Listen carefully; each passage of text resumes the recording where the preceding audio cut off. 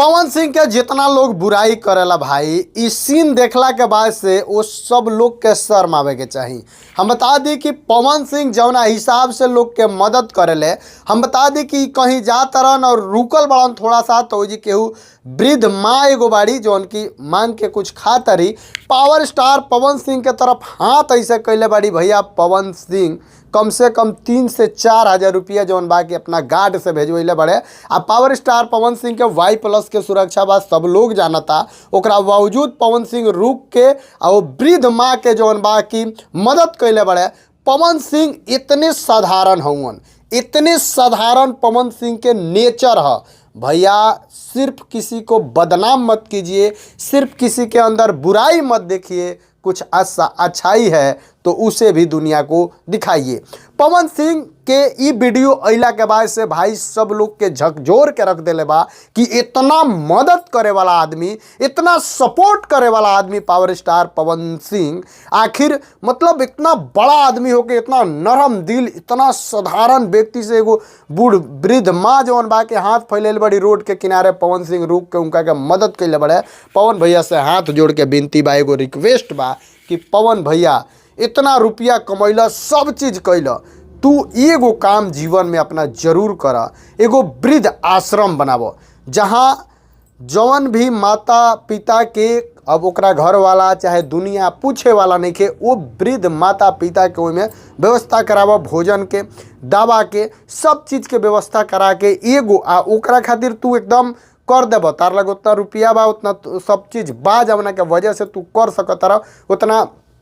परिचय पहचान बा जे तू कोनो मंत्री नेता से कह सकत रह, तो उ लोग कुछ ना कुछ मदद करी। आ एगो अगर वृद्धा आश्रम जौन बा कि अगर तू खुलवा दे बनू भैया, माने धन्य हो जाई ए धरती पर जन्म लिहल, आ धन्य माने सब चीज़ हो जाई। हमनी के तो पता बा जे ऐसे तू बहुत मदद करेला, हमेशा लोग के मदद करेला, चाहे वो कैमरा पर आवे आ चाहे ना आवे, वो बात लोग के बीच में पहुँचे चाहे ना पहुँचे, लेकिन सबसे ज़्यादा मदद करने वाले भोजपुरी इंडस्ट्री के हमारे कलाकार हैं। इस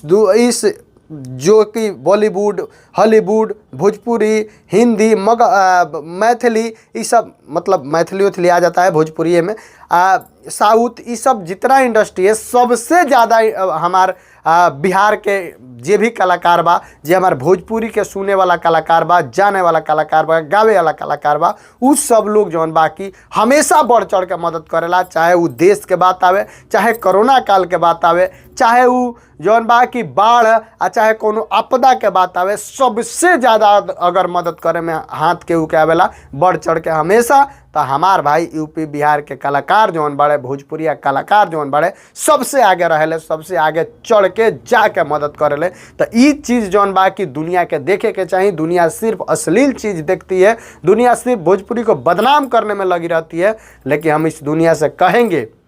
कि अगर देखना है तो हमारे कलाकार जो मदद करते हैं दिल खोल के, जो दिल खोल के लोगों में बांटते हैं, उसको भी आप लोग कहीं बड़े मंच पे सराहना कीजिए, बड़े मंच पे आप लोग उसका बात जरूर रखिए। अगर पवन सिंह थोड़ा बहुत, हम ही नहीं कहा जो पवन सिंह बहुत रुपया वाला बड़ा बहुत पैसा कमा ले ना, पवन सिंह जितना भी कमा ले उतना में जरूर केहू ना केहू के मदद कर ले। खेसारी लाल यादव जितना कमा ले उतने में केहू ना केहू के जरूर मदद करे के चाहे ले या करे ले। तो ये चीज़ जौन बाकी आदमी के बहुत ही